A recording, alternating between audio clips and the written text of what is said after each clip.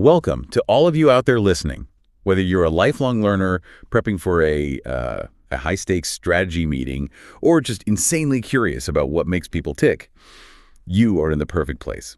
Welcome to today's deep dive. Glad to be here. We have an incredibly fascinating stack of sources to go through today. We really do. We're looking at excerpts from a book by Feng Tang, who is tackling probably one of the most ambitious historical texts ever compiled, the ancient Chinese archive known as the Zizhi Tongjian, or the Comprehensive Mirror in Aid of Governance. It is a staggering piece of work. Just to give you a sense of the sheer scale we're dealing with here, the original text is nearly 3 million words long. 3 million. 3 million. It covers roughly 1,300 years of history.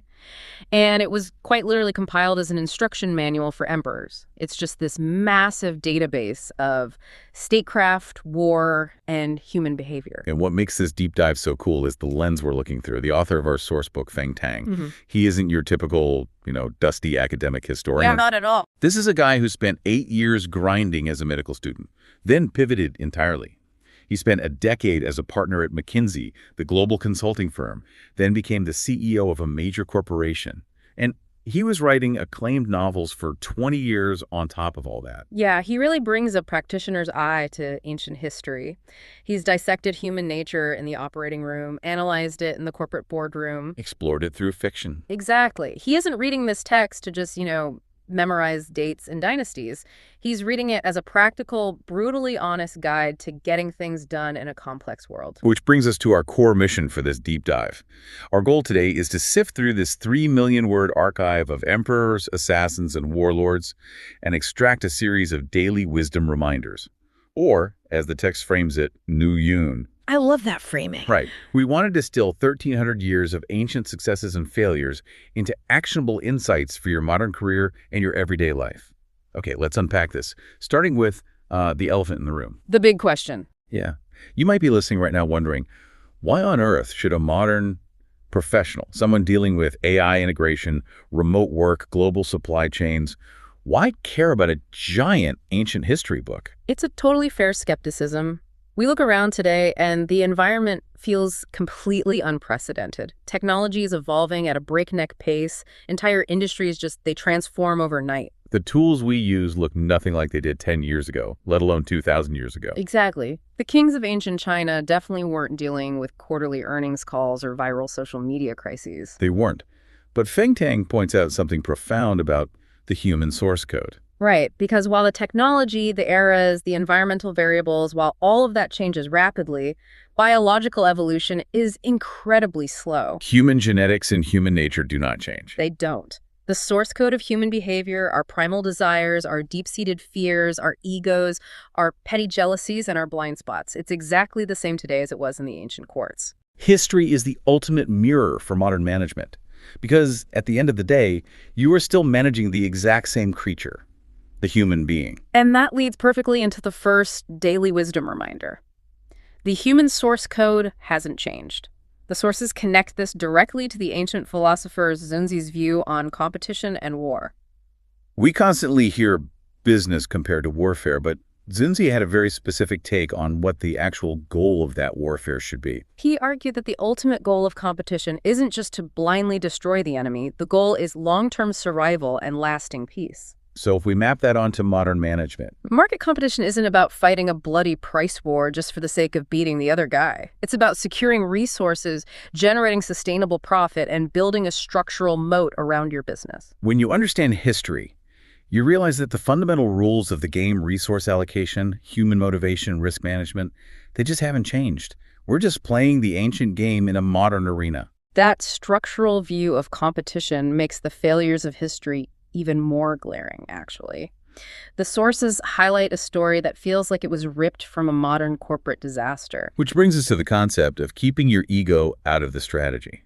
I was reading the notes on Prince Dan of the Yan state, and his decision-making process is mind-boggling. What's fascinating here is it's a spectacular example of what happens when a leader conflates their personal feelings with organizational strategy. So to set the scene, Prince Dan felt bullied, humiliated, and deeply disrespected by the king of the immensely powerful Qin state. He is harboring this intense personal grudge. A massive grudge. Instead of building up his state's economy or forging strategic alliances, Prince Dan decides to vent his personal anger by cooking up an incredibly high-risk plot. He hires a famous assassin. Jin Qi. He hires him to infiltrate the Qin court and murder the king. We have to analyze this the way a modern board of directors would. This is a catastrophic management failure. Prince Dan is essentially a CEO making a massive company-defining move based entirely on his bruised ego. He felt small, so he used a shallow, high-risk tactical maneuver to try and solve a massive strategic deficit. An assassination. How does a high-risk emotional gamble like that actually play out on a national scale? It brings total ruin. The assassination fails. But worse than the failure itself is the strategic fallout. The attempt provides the King of Qin with the perfect justification to unleash the full, devastating wrath of his military upon the entire nation of Yan. So Prince Dan sacrificed the safety, resources, and ultimate survival of his entire company, his country, simply because he was angry and wanted a momentary feeling of vengeance. Translating that to the modern workplace, it's a stark warning. Mixing personal vendettas, temporary emotional outbursts, or private insecurities with your company's strategy is a recipe for disaster. Strategy requires a cold, calculated head. If you find yourself launching a hostile takeover, burning a bridge with a key supplier, or picking a public fight with a competitor just to prove a point and soothe your ego, you're acting exactly like Prince Dan. You are risking the entire enterprise for a fleeting emotional payoff. The market simply doesn't care about your ego. Not at all. The moment emotion dictates your resource allocation, you've already lost the strategic high ground. Let's look at the other side of that assassination attempt, because the target, the King of Qin, eventually becomes Qin Shi Huang, the first emperor of a unified China. He built an empire, but he fell into a completely different psychological trap. The sources focus heavily on his extreme paranoia and his total failure regarding succession. The first emperor is a fascinating case study in the founder's dilemma. Once he unified China, he became obsessed with control. He instituted what's known as the commandery and county system. To put that in modern terms, imagine a CEO taking over a sprawling conglomerate that previously operated on a franchise model. Local leaders had tons of autonomy. Right, and the first emperor ripped up those franchise agreements. He stripped all power from the local lords and installed middle managers, bureaucrats who reported directly and only to him. It was the ultimate ruthless centralization of power. And he didn't stop at middle management.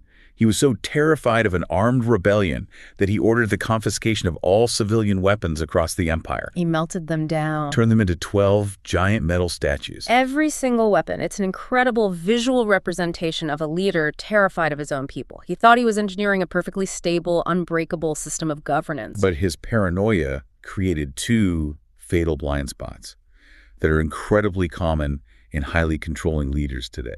Yeah. What were those blind spots? First, despite his absolute power, he lived in complete denial of his own mortality. He refused to plan for succession. Wow. The very traits that made him ruthless enough to conquer the known world, his obsessive need for control and his inability to trust anyone, made it psychologically impossible for him to groom a successor. He couldn't face the reality that he wouldn't be in charge forever. And the second blind spot is tied to that need for control, right? His intolerance for dissenting voices. He crushed any opinion that didn't align with his own, which culminated in the infamous burning of books and the burying of scholars. He engineered a massive echo chamber. He only heard what he wanted to hear. The tragic irony is that the moment he died, this supposedly perfect, super stable system collapsed almost instantly. The bureaucracy he built required his specific, terrifying micromanagement to function. Without him, it fell apart. The sources connect this ancient emperor's failure to Steve Jobs' famous advice to stay hungry, stay foolish. And it makes perfect sense. Staying hungry and foolish means retaining the humility to know you don't have all the answers. If you're a market leader and you crush all diverse opinions, refuse to listen to criticism, and fail to plan for your eventual departure, your empire is incredibly brittle. You might look strong on the outside, like a giant metal statue, but a single shock to the system will shatter you. True stability in any organization requires crisis awareness and a plan for the day you're no longer in the room. That's the essence of building an institution rather than just a personal fiefdom. You have to be willing to hear bad news. The vacuum left by the collapse of the first emperor's dynasty sets up an incredible contrast in leadership styles. I'm looking at the notes on the two famous rivals who fought for control next. Liu Bang and Xiang Yu. And Liu Bang's approach provides our next daily wisdom reminder, the pragmatic playbook of an achiever. Liu Bang is the ultimate startup success story. He was the eventual winner, but he wasn't your traditional, morally pure, aristocratic hero. He was a peasant, a late-blooming entrepreneur, and pretty rough around the edges. Yet he possessed the exact traits needed to build an empire from scratch. The sources break down his success into 3 core axes. The first axis is generosity, which sounds simple, but Liu Bang applied it in a very specific, strategic way. He used generosity as an alignment tool. When Liu Bang acquired territory, wealth, or resources, he didn't hoard them like the first emperor did. He distributed them heavily to his core team. Brilliant operational minds like his general Han Xin and his strategist Zhen Ping. But he didn't just share cash. He shared equity and authority. He trusted them with massive autonomous commands. He didn't micromanage them with paranoid suspicion, which allowed them to operate at their highest potential. The second axis is continuous learning. You mentioned he was a late bloomer. He didn't start his rebellion until he was older, but he had a sponge-like ability to absorb new information. He constantly adapted his communication style, learned new strategic frameworks, and figured out how to read people better than anyone else. Which ties directly into the third and perhaps most crucial axis. The author translates it roughly as shamelessness, though I prefer to think of it as extreme pragmatism. Shamelessness sounds negative, but in this context, it's actually a superpower. It really is. It means he completely decoupled his personal ego from his organizational goals. He put the ultimate objective, achieving the mission and unifying the country, above superficial pride, face-saving, or rigid, empty morality. If a strategy worked and advanced the goal, he used it, regardless of how it made him look to the aristocratic elites. There is a fantastic story in the sources about the city of Shenliu that perfectly illustrates this. Liu Bang needed to capture this heavily fortified city. A lesser leader would have launched a massive, glorious, bloody military assault just to prove his strength. Instead, Liu Bang listens to a scholar named Li Shiki, essentially volunteers to go in unarmed, talk his way into the city, and negotiate its surrender using political leverage. And Liu Bang lets him do it. He captures a vital strategic asset without shedding a single drop of blood. This raises a critical question for modern leaders. Do you want the glory of the fight, or do you want the prize? Liu Bang wanted the prize. He understood that the highest form of management is winning without fighting. He didn't care that he didn't get a heroic painting of himself leading a cavalry charge. He preserved his resources, acquired the asset, and moved closer to his ultimate vision. Check your ego at the door and get the job done. It's the exact opposite of the guy he was fighting against. The sources spend just as much time analyzing the loser of this conflict, Xiang Yu. And reading about Xiang Yu, he sounds like every manager's worst nightmare. This is our next daily wisdom reminder. Beware of the wolves in the workplace. Xiang Yu is a terrifying historical figure. On a purely tactical level, he was a genius. He was a beast on the battlefield, practically invincible in a direct fight, a true wolf. If he was that capable, why is he the ultimate cautionary tale? Why did he lose everything? Because being a high-performing individual contributor does not translate to being a competent leader or a functional team member. Xiang Yu was incredibly talented, but he was entirely selfish, deeply suspicious, and incredibly petty. He hoarded all the credit for victories and violently blamed his subordinates for any setbacks. He wanted to be the only star shining in the sky. He was physically incapable of sharing glory or empowering his team. We see this in the corporate world all the time. The brilliant 10x coder, or the top-tier salesperson who hits 300% of their quota, but is so toxic, demanding, and selfish that they completely destroy the company's culture. And managers tolerate them because of their short-term tactical output. But the sources point out the fatal flaw in that thinking. Strategy always beats tactics over a long enough timeline. Xiang Yu won almost every individual battle he fought, but his grand strategy was disastrous. For example, he captured Guanzhong, which was the geographically perfect base to build an empire from. But instead of establishing his capital there, he abandoned it. He gave that massive strategic advantage to Liu Bang. Simply because Xiang Yu wanted to march back to his hometown in the east to show off his newfound wealth and status. He literally gave his biggest competitor the best distribution channel just so he could go flex on his old neighbors. Wow. He won the short-term battles, but he alienated all his potential allies, exhausted his own troops, and fundamentally lost the war. A brilliant jerk who destroys team morale and has no strategic vision is a massive liability. The advice here is uncompromising. Don't hire them, don't work for them, and whatever you do, do not build your core team around them. A wolf will eventually eat you. That brings us to our final daily wisdom reminder, and it deals with the lies we tell ourselves to justify bad strategy. The principle is, don't let righteousness mask incompetence. This is perhaps the most profound psychological insight in the entire text. It's about how we cover up our fear of failure. The sources outline a standoff called the Battle of Jingxing. I want to make sure I have the dynamics right.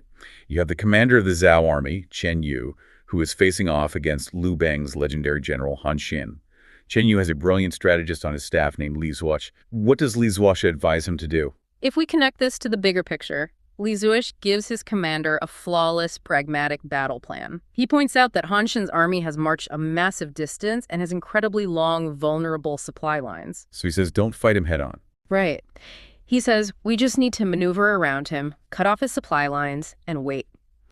His army will starve, their morale will collapse, and we will win without a massive casualty count. It's the textbook definition of an asymmetric winning strategy. But Qian Yu flat out rejects the winning strategy, and his reasoning is wild. He claims his army is a righteous army, and righteous armies don't use underhanded tactics or tricks like cutting supply lines. He insists on a straightforward, face-to-face formation battle to protect his honor and prove his superiority. And this is where the psychological analysis is so sharp. Qian Yu's righteousness was nothing more than a mask for his own tactical inflexibility and his ego. He was afraid of a complex maneuvering strategy because he didn't fully understand it. He wanted a traditional battle because that's all he knew how to manage. Han Xin, the opposing general, actually understood Qian Yu's psychological profile perfectly. He knew Qian Yu was too arrogant, rigid, and obsessed with his own image to use the smart asymmetric strategy. So Han Xin takes advantage of that predictability. He marches right in, forces the direct confrontation that Qian Yu wanted, and completely obliterates Qian Yu's army. He weaponized Qian Yu's ego against him. In the modern workplace, we see this constantly. People use empty morality or company culture as an excuse to avoid difficult, necessary changes. You have to be brutally honest with yourself. Are you refusing to adopt a new technology or pivot your business model or collaborate with an unconventional partner because it's genuinely the wrong strategic move? Or are you doing it because you're afraid of the learning curve and it's easier to claim, well, that's just not how we do things here? We use righteousness to hide our fear of adapting. We do. But achieving the goal ethically and sustainably is the primary virtue. If you're letting your desire to look a certain way or stick to a comfortable legacy model blind you to the reality of the market, you are being Qian Yu. Achieving the mission is the ultimate validation. Clinging to an outdated sense of operational honor will just get you destroyed by a more pragmatic competitor. Well said. Wow. We have covered a massive amount of ground today. Sifting through these daily wisdom reminders, it is surreal to realize that these ancient emperors, brilliant generals, and tragic strategists were wrestling with the exact same human resource, ego, and management bottlenecks that we face in modern office buildings. The tools we use to build our empires have completely transformed, but the human hardware operating those tools remains entirely unchanged. It's a humbling realization. It is. And the value of a text like the Zizhi Tongjian is that it forces you to look in that mirror. Which is why I want to turn this over to you, the listener. With all these daily wisdom reminders we've unpacked, from keeping your ego out of the strategy room, to recognizing the fatal succession traps of overbearing founders, to avoiding the brilliant wolves who destroy team culture, what stands out to you the most? Which of these historical masterstrokes or catastrophic missteps feels most relevant to the challenges you are navigating right now? That is a fantastic question to chew on. But before we wrap up this deep dive, we want to leave you with one final, lingering thought to explore on your own. If our human source code truly hasn't evolved in thousands of years, take a hard, critical look at your own organization. What modern cutting-edge innovations or supposedly progressive corporate policies in your current workplace are actually just masking the exact same ancient ego-driven mistakes we discussed today? Are there modern metaphorical statues being built in your office right now simply to make an insecure leader feel safe? A provocative question to end on. Think about it. Thanks for joining us on this deep dive into the human source code. Keep learning, keep questioning your assumptions, and we will see you next time.